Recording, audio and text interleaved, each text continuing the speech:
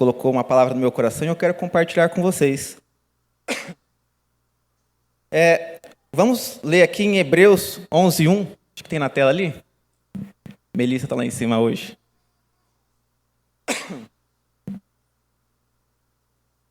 Diz assim: Ora, a fé é a certeza daquilo que esperamos e a prova das coisas que não vemos.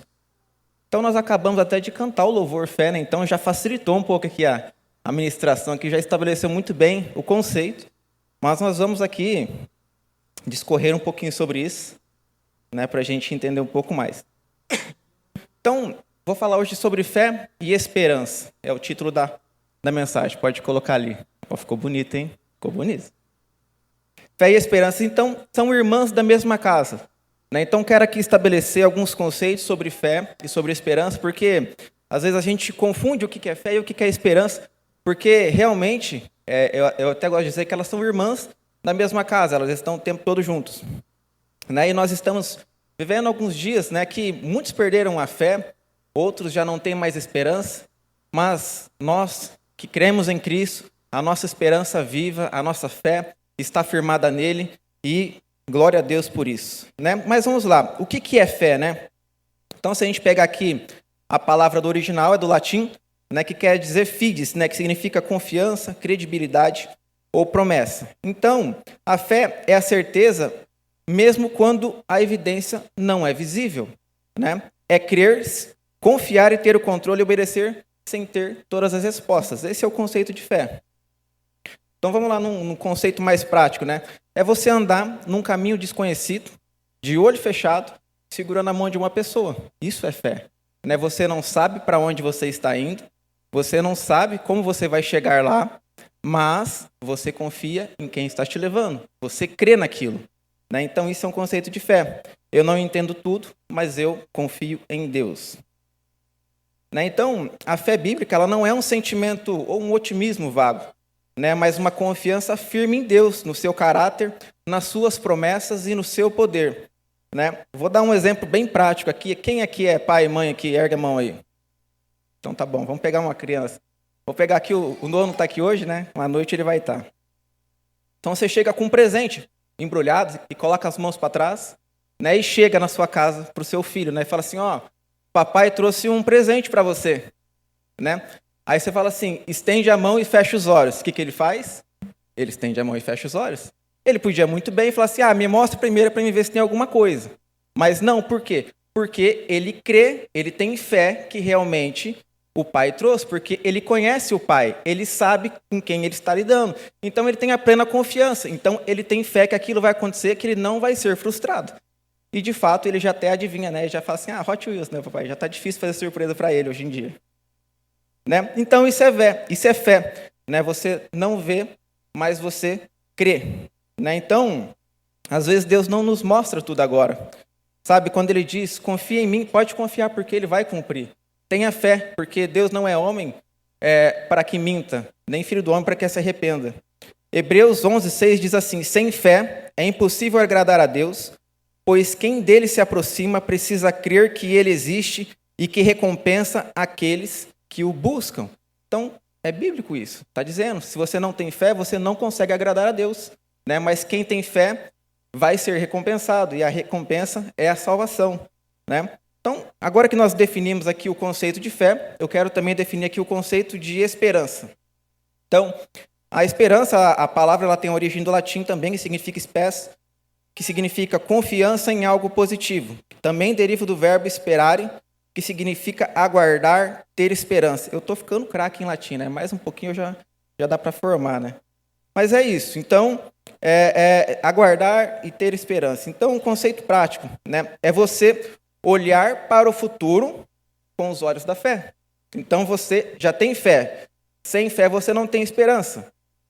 É quando você não sabe como, nem como, mas sabe em quem você está confiando. Então, um exemplo bem simples aqui de esperança, e até meio maluco, né? Mas é um exemplo de esperança. Então, você vê um tempo nublado. Né? Você vê que o tempo está nublado, você já sai com guarda-chuva, e até aí está tudo certo. Mas você tem tanta esperança, que aquilo vai acontecer, que você já sai com ele aberto. Né? Então, Isso é ter esperança, porque você tem a certeza de que aquilo vai chegar. A esperança, ela não pode ser passiva. A esperança, ela tem que ser ativa, ela tem que ser praticante, né? É como uma mulher grávida, né? Quantas mães tem aqui, né? Então, a mulher grávida acho que é o melhor exemplo para a esperança. Porque o que acontece? Quando ela recebe a notícia, né, de que ela está grávida, ela já começa a comprar roupinha, não sabe nem o sexo ainda, mas já está comprando roupinha, já está pensando no quartinho, já está pensando em movimentar a casa inteira. É uma coisa de doido. Por quê? Porque ela tem esperança. Ela não vê, mas ela creu que tem aquela criança ali, porque ela tem um fato, né? E ela espera a criança chegar. Então, ela tem uma esperança viva, né? Então, a esperança é viver como quem já crê no que está por vir. Romanos 8, 24 e 25 diz assim: pois nessa esperança fomos salvos, mas a esperança que se vê não é esperança. Quem espera por aquilo que está vendo? Mas se esperarmos o que ainda não vemos, aguardamo-nos pacientemente. Então, a esperança, ela não se limita apenas no que você está vendo. Até porque se você já está vendo, não é esperança, né? Mas a esperança é naquilo que você realmente tem convicto no teu coração de que vai acontecer, né? Deus pode ter te prometido alguma coisa e você ainda pode não estar vendo, mas tenha fé, tenha esperança, porque esse tempo vai chegar. Então, um resumo, né, de fé e esperança. Fé é o presente atual, né? É o presente momento agora que você escolheu crer, né? Você escolheu crer em Deus, você escolheu crer nisso, né? E a esperança é o futuro da confiança, né? Ou seja, você espera que Deus vai agir no seu propósito. Amém?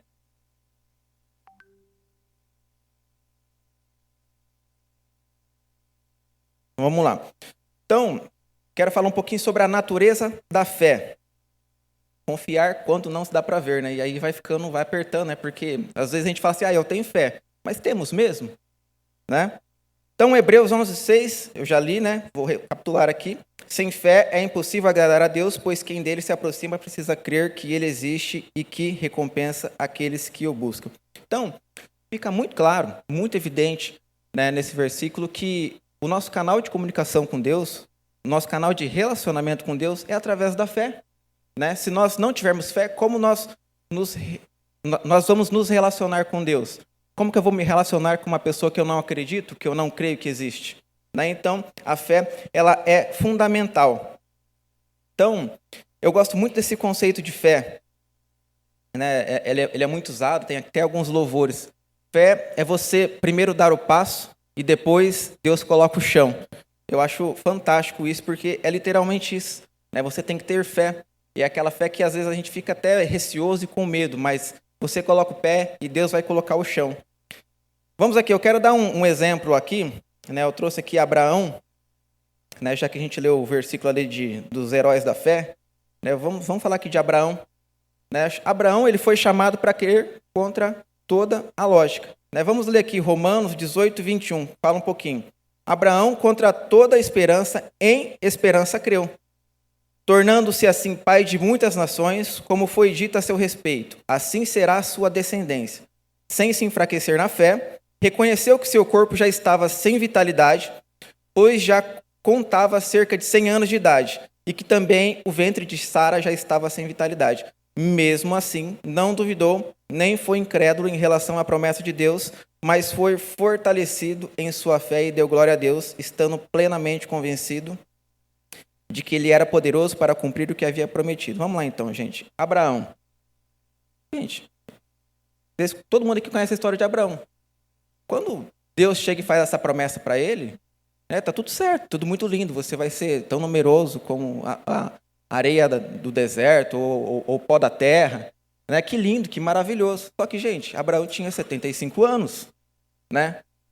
75 anos já é um senhor, gente. Né? Já não tem aquele pique, como diz. Tem o único pique que tem é para ter neto, né? Para ter filho, não. Ainda mais para ser o cara mais populoso aí da terra. Aí. Gente, eu tô com 35, tenho um. Já tá difícil dar conta, porque eles têm energia, né? Tem energia. Tem uns aí que tem 5, né? Tem uns aí que é mais corajoso, né? Tem uns aí que tem 5, mas amém. É os pai Abraão de hoje em dia, né? Amém, tô brincando. Mas, gente, vamos lá. Olha só a loucura. né? E me entendam no bom sentido. Tá? Abraão tinha 75 anos, era um senhor. Né? Qual a vitalidade dele para ter, né, uma descendência tão numerosa como o pó da terra? Mas não só isso. Sara, sua esposa, era estéril. Né? Então, assim, qual a probabilidade disso dar certo? O cara tá senhor, a esposa é infértil. Não vai dar certo.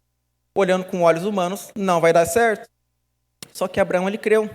Ele creu naquela promessa. Então, ele teve fé e ele creu naquela promessa. E aí que entra a esperança. Porque depois de 25 anos, não foi do dia para a noite. Ah, pronto, agora você vai engravidar a sua esposa. Não, não foi assim. Ele teve que esperar 25 anos. Então, Abraão, ele trabalhou a esperança durante 25 anos, porque tudo tem o tempo de Deus. Para muitos, Abraão já estava no fim da vida. Para muitos, Abraão não seria, essa esperança, essa promessa não se cumpriria. Mas ele creu e ele teve esperança. E aí o que aconteceu? Isaac nasceu e aí vocês sabem toda a história.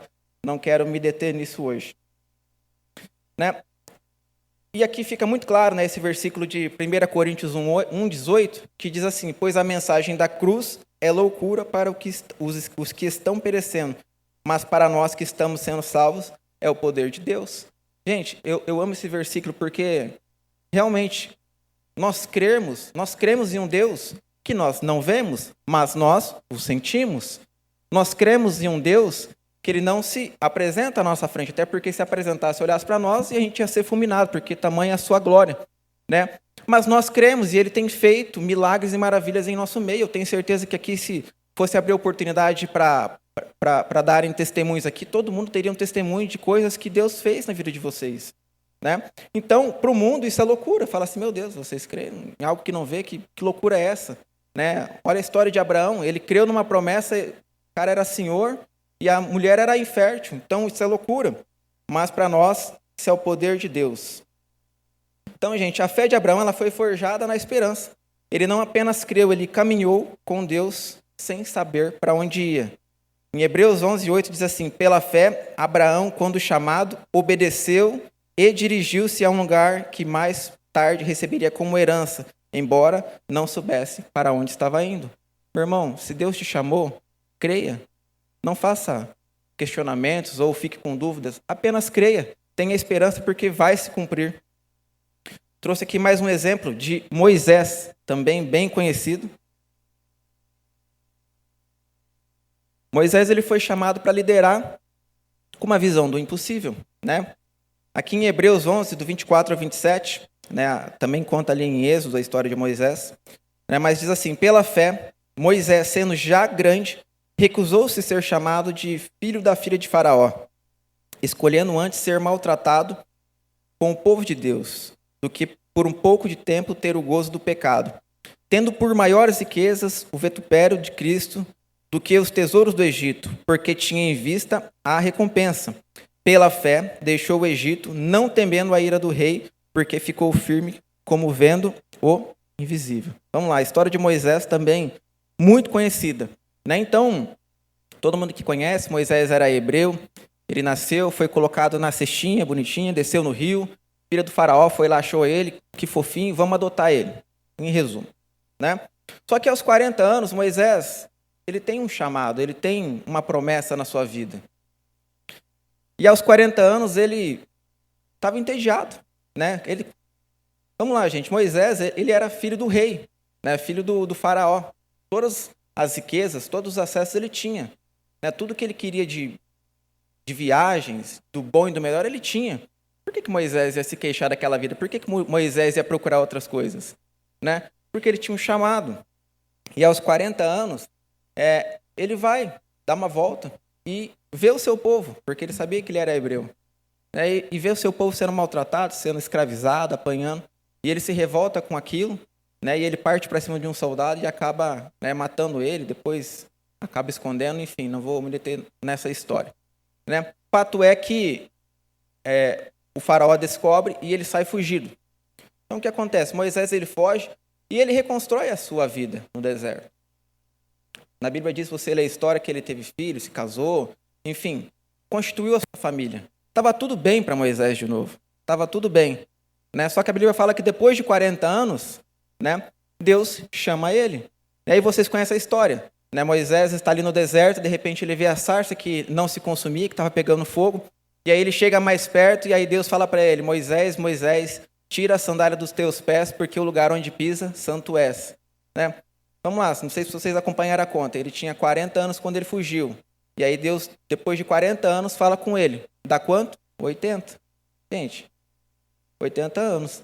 Né? E o que Deus falou para ele? Você vai ser uma bênção, agora pode encerrar, está tudo certo, você está salvo. Não, não foi isso que Deus falou com ele. Ele falou assim, você vai lá, você vai libertar o meu povo do Egito. Gente, olha isso.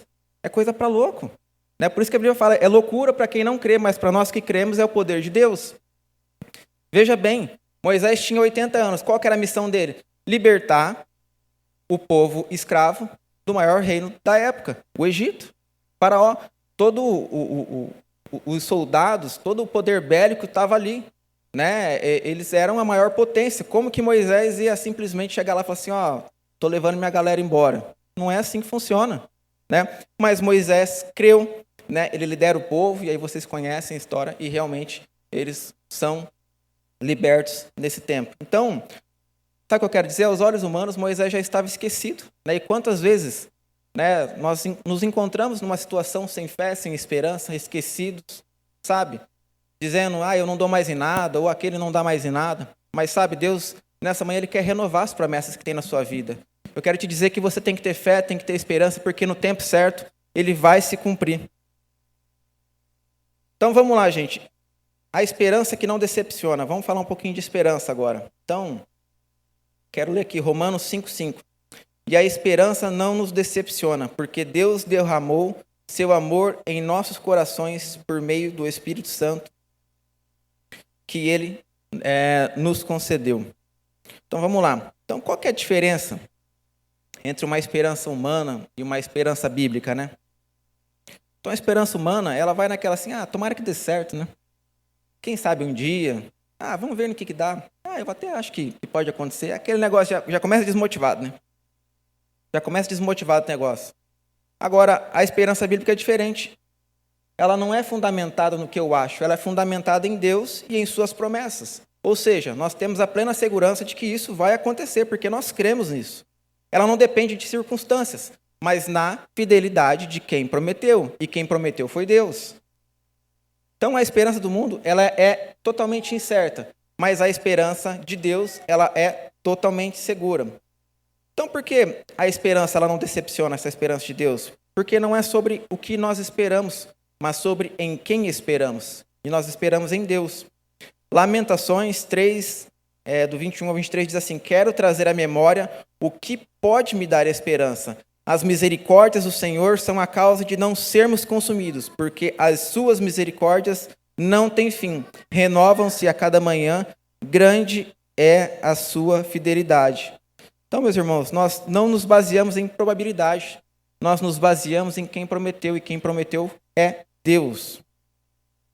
A esperança ela é sustentada pelo amor de Deus. Né? Então, aqui nós já lemos Romanos 5:5, né, que diz que a esperança ela não decepciona. Ou seja, quando o Espírito Santo de Deus ele habita em nós, ele alimenta essa esperança do amor do Pai.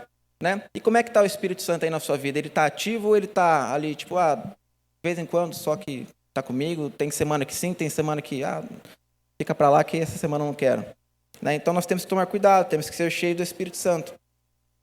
Né? Se você está angustiado, triste, né, às vezes abatido, meio sem esperança, olha só o que a Bíblia nos diz aqui em Salmo 42:11. Por que você está assim tão triste, ó minha alma? Por que estás tão perturbado dentro de mim? Ponha a sua esperança em Deus, pois ainda o louvarei. Ele é o meu Salvador e o meu Deus. Então, quando você se sentir fraco na fé, né, tenha esperança, porque Deus ele está contigo. Eu quero trazer aqui um exemplo de esperança. Uma esperança viva, uma esperança que não decepcionou. José do Egito, também muito conhecida a história.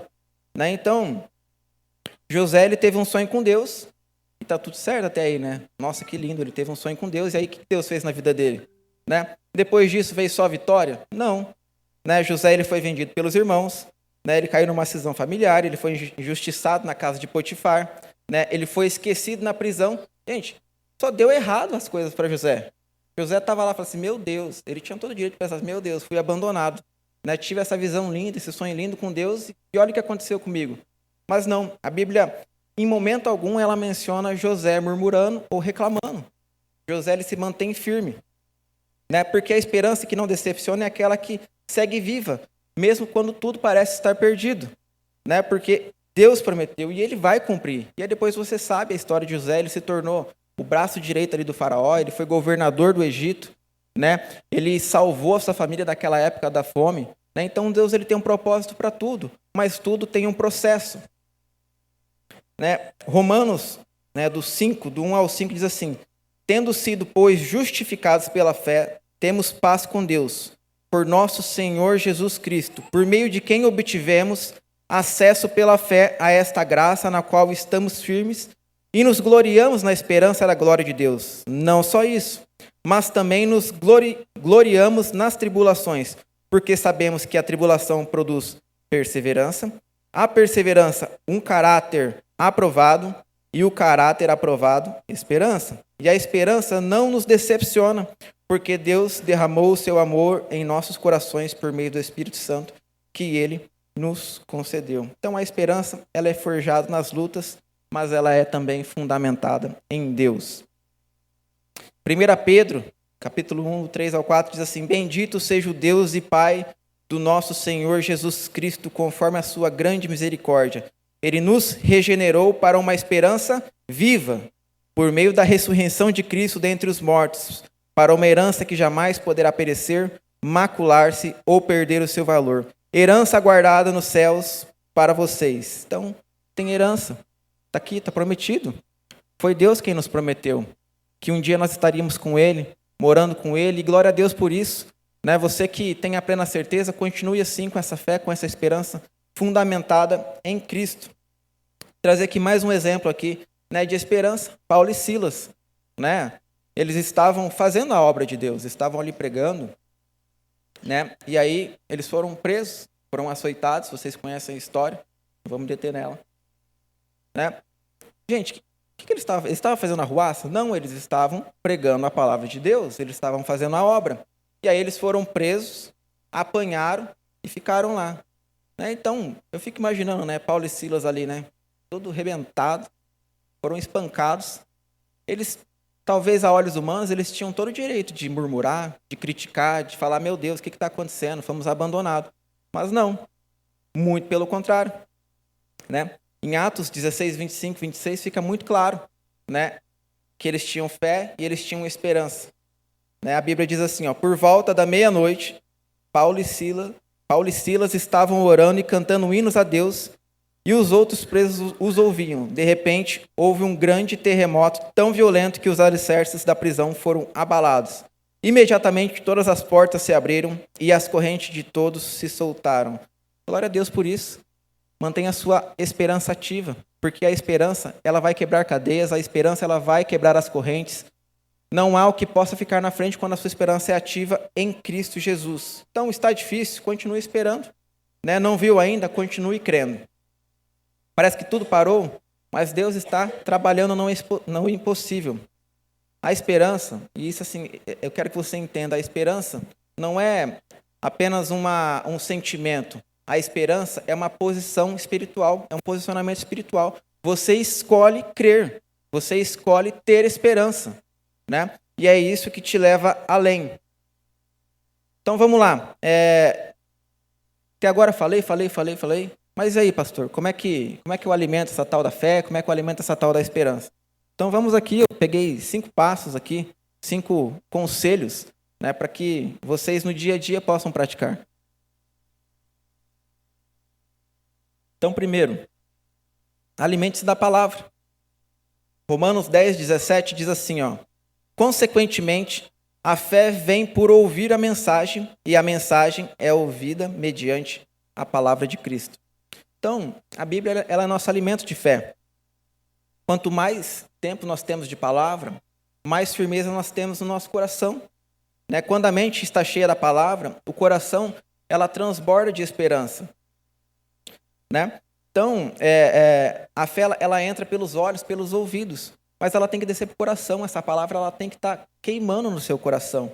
Então, Eu não sei como é que é suas práticas semanal de devocional, de leitura, mas o meu conselho é, todos os dias, leia a palavra de Deus. Nem que seja 5 minutos. Ah, pastor, mas só 5 minutos? Bom, 5 minutos é melhor do que nada.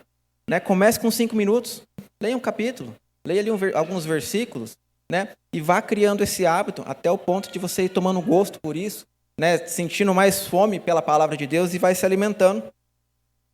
Segundo ponto, a oração. Poxa, pastor, achei que você ia pular esse. Não, a oração ela faz parte. Né? Filipenses 4, do 6 ao 7, diz assim: não andem ansiosos por coisa alguma, mas em tudo, pela oração e súplicas, e com ação de graças, apresentem seus pedidos a Deus. E a paz de Deus, que excede todo entendimento, guardará os seus corações e as suas mentes em Cristo Jesus. Então veja só, se você está aflito, se você tem algumas coisas que você precisa, se você já não sabe mais para onde seguir, né? A ansiedade tem batido a sua porta, a depressão, enfim, tantos cenários. Vá aos pés da cruz, vá orar. É o conselho. Aqui está dizendo, lança toda a sua ansiedade sobre ele. Né? É com a oração que você vai ter isso. Então, na oração, a nossa fé, a nossa esperança, ela é fortalecida. Né? Onde você descarrega todo o seu fardo e recarrega, né, a sua confiança, a sua esperança. Né? Quem fala todos os dias com Deus, em noites difíceis, ele vai estar lá para te consolar. Né? Então, uma prática é falar com Deus todos os dias. E, irmão, pelo amor de Deus, tira da sua mente que oração é só aquela de joelho. Oração não é só isso. Ela também é muito importante, uma das mais importantes, inclusive, porque a Bíblia nos diz, né? Entra no secreto e fala com o Pai de joelhos. Então, esse momento de intimidade. Mas, todo mundo aqui, eu imagino que no dia a dia é uma correria. Né? Às vezes a gente fala assim, depois eu oro, porque assim a gente fica procurando o momento perfeito para orar. A gente fica procurando, não, é porque assim eu tenho que colocar um fundo musical, eu tenho que, né, borrifar ali um aroma, eu tenho que ajoelhar, tenho que entrar na presença do Pai, não pode ter criança chorando, não pode ter a mulher chamando, né, e vice-versa. Gente, não é só isso, porque se a gente ficar esperando só por esses momentos, a gente não ora. É isso que acontece na prática do dia a dia. Eu estou falando alguma besteira aqui? Não estou. Né? Claro que a oração de joelho ela é muito importante e eu incentivo, mas não é só isso. Então, meu conselho está no trabalho, fique em espírito de oração, Senhor, fica aqui comigo, né? Que o Senhor possa me direcionar, que eu possa ser luz nessa terra, que eu possa ser aqui, Senhor, um exemplo. Né? Tá no ônibus ali, indo para o trabalho, Jesus, vá comigo, eu te agradeço por esse dia maravilhoso, eu te agradeço pelo meu emprego. Enfim, em qualquer momento é tempo de oração. A oração não é somente de joelho, você pode orar em todos os momentos da sua vida. E isso vai criando o quê? Relacionamento. Porque qual que é a nossa conexão com Deus, com Cristo? Como que nós nos relacionamos com Ele? É através da oração. Né? Se você fica muito tempo sem falar com seu amigo, parece que vai perdendo ali a intimidade. Né? Parece que quando você chega perto ali, parece que não tem assunto. Né? Assim é com Deus. Né? Se você não conversa todos os dias, vai se tornando um estranho, você não tem conhecimento dele. Então, orem todos os dias e a todo tempo. Né? Terceiro conselho, lembre-se do que Deus já fez na sua vida, das promessas que Deus já fez para você. Gente, a memória ela é um poder, ela é muito poderosa, ela é uma ferramenta muito, muito importante, porque eu tenho certeza aqui que para todos, Deus já fez algo muito especial na vida de vocês. Então, ela nos traz esperança. Né? Então, no Salmo 103, 2, Davi, ele diz assim, bendiga a minha alma, não esqueça de nenhuma de suas bênçãos. Então, é Davi dizendo, né, que eu não me esqueça das bênçãos que Deus já me proporcionou. Né? A memória é um combustível da esperança. Lembrar do que Deus já fez na sua vida fortalece a sua esperança nele, a sua fé nele. Né? Quem lembra dos livramentos de ontem tem esperança para o dia de amanhã. Né? Quantos aqui já não teve um livramento da parte de Deus? Quantos aqui já não recebeu uma cura? Quantos aqui já não recebeu uma promessa, né? um bem material? Enfim, tantas coisas, né? que Deus já fez nas nossas vidas. Então, lembrem disso. Lembrem disso. Né? Então, para você que de repente fala assim, poxa, mas eu acabo esquecendo disso. Então, escreve no caderno da gratidão, pega post-it, aqueles papelzinhos, cola na parede. Ó, essa geladeira aqui eu conquistei, foi através de oração, né? Ó, esse fundo aqui, essa churrasqueira aqui maravilhosa que eu conquistei, foi através de oração. Pratique a esperança, ela tem que ser ativa, não esqueça das bênçãos. Agradeça pelo que Deus já fez na sua vida, que com certeza Ele te dará mais. É isso. Né? Eu lembro que, né, quando eu era criança, né, e aí vai contando idade, né? Eu lembro que ia praticando a fé e a esperança, né, desde criança.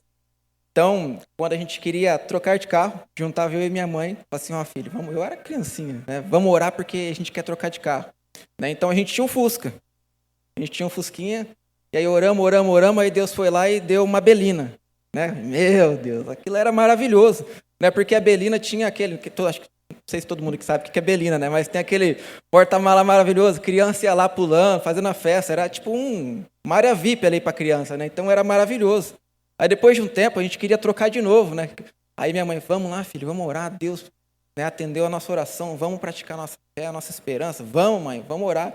E eu não sabia nem orar, eu estava lá, mamãe, papai do céu, eu quero trocar de carro, quero trocar de carro. Aí Deus foi lá e deu um Del Rey na época, meu Deus, aquilo parecia né? Era maravilhoso, tinha aquelas luzinhas no teto, aquelas que você muda para cá, muda para lá, todos os carros não tinha, né? Então era um negócio de doido. Ele depois trocou no Monza e aí foi indo. Então, gente, pratique a fé e a esperança. Ensinem os filhos de vocês também nesse sentido. Né? Quarto ponto, né? E eu já estou finalizando aqui. Comunhão com outros irmãos. Né? Hebreus 10, 23 ao 25 diz assim, apeguemo-nos com a firmeza à esperança que professamos, pois aquele que prometeu é fiel. E consideremos uns aos outros para incentivar-nos ao amor e às boas obras. Não deixemos de reunir-nos como igreja, segundo o costume de alguns, mas encorajemo-nos uns aos outros, ainda mais quando vocês veem que o dia se aproxima. Então, ande com pessoas que têm fé com esperança. Gente, tem até o dito que o pessoal fala que você é a média das 5 pessoas que você mais convive. Com quem que você está mais convivendo? O que está sendo a sua média? Então, ande com pessoas cheias de fé, cheias de esperança, cheias de Deus. Né? Não ande com pessoas que não professam a mesma fé. Não ande com pessoas que maldizem, né, o que você acredita. Né? A fé, ela enfraquece ambientes de dúvidas e incredulidade. Mas ela também cresce, né, quando você está em comunhão com pessoas que também têm fé e esperança. Então, a fé ela é contagiosa. Né? Então, esteja perto de pessoas assim. E assim, vocês achou que eu ia perder essa oportunidade de falar da célula, né? Eu não vou perder a oportunidade. Né? Então, você que ainda não participe de uma célula, procure alguém que participe. Né? Procure os líderes. Né? Aqui, quem participa de célula? Ergue a mão. Olha quanta gente. Né? Então, você que não participa de célula, olha para esse irmão do lado aqui, que levantou a mão e falou assim, viu, como é que eu faço para fazer uma visita lá? Né? Se quiser ir na confra também pode ir, tá, gente? Não é feio, não. Eu até falo assim, ó, se quiser começar pela confra, aí nós já pega pela barriga já o peixe, né? Já pega. Mas, gente, é maravilhoso. A gente brinca assim, mas célula é maravilhoso. É um tempo de 1 hora da sua semana que nós estamos ali com o mesmo objetivo.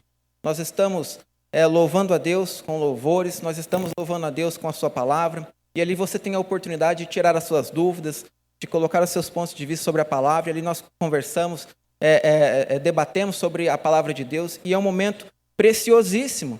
Né? Quantos milagres nós estamos vivendo nas células. Gente, eu tenho certeza que aqui, se fizesse um culto só de testemunho de célula aqui, ia ter que ser, acho que a semana, né? Porque, gente, pessoas já foram curadas, pessoas que não podiam ter filhos, tiveram filhos, pessoas que precisavam de empregos, conseguiram empregos, pessoas foram curadas, libertas. Gente, são tantos testemunhos que vocês não têm noção do que Deus está fazendo. Né? Por quê? Porque as pessoas tomaram uma atitude de buscar um pouco mais de Deus. Né? Então, é um momento muito especial. Né? E ali você também tem comunhão, né, com os seus irmãos, né, comunhão com os santos, né, de pessoas que realmente professam o mesmo propósito que o seu. Então, eu sempre vou incentivar vocês a participarem de células, porque é bom demais. E para finalizar aqui, sejam cheios do Espírito Santo. João 14, 26 diz assim, mas o conselheiro, o Espírito Santo, que o Pai enviará em meu nome, lhes ensinará todas as coisas e lhe fará lembrar de tudo o que eu lhes disse. Né? Então, Jesus, quando ele foi assunto aos céus, ele foi tão cuidadoso com nós. Olha que grande amor não bastasse ele morrer em nosso lugar para nos salvar, ele ainda teve o cuidado de não nos deixar órfãos aqui nessa terra. Ele nos deixou o Espírito Santo. Então, não despreze isso que Jesus fez por nós. Não despreze, né, o amigo que ele nos deixou, o Espírito Santo conselheiro. Convide o Espírito Santo para fazer parte da sua vida. Que ele esteja na sua vida, né, te guiando, porque ele te direcionará naquelas decisões difíceis. Fala assim, meu Deus, e agora o que eu faço? Seja cheio do Espírito Santo e ele vai direcionar a sua mente, ele vai direcionar o seu coração nesse sentido. E para a gente finalizar, Hebreus 10, do 35 ao 36, diz assim: por isso, não abram mão da confiança que vocês têm.